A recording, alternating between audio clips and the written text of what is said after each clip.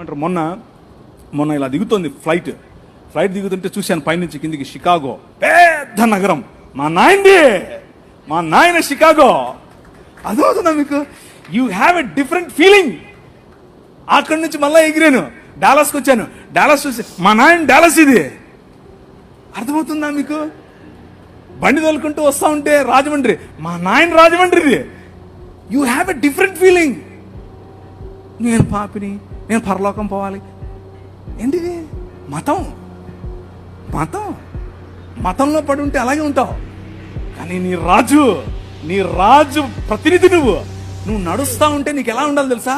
ఇది మా నాయనది, ఈ కాలేజ్ మా నాయనది, ఈ ఊరు మా నాయనది, ఈ దేశం మా నాయనది. ఆ ఫీలింగే వేరు.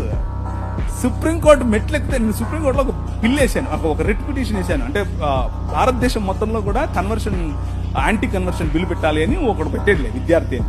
వాడికి వ్యతిరేకంగా నాకు సుప్రీంకోర్టు జడ్జి అడిగాడు, నీ లాయర్ అంటే, నాకెవరు లాయర్ లేరు సార్, నేనే అన్నాను. ఏంట్రా నువ్వే మాట్లాడుకుంటావు? మా నాయనదే సుప్రీంకోర్టు. అర్థమైందా మీకు?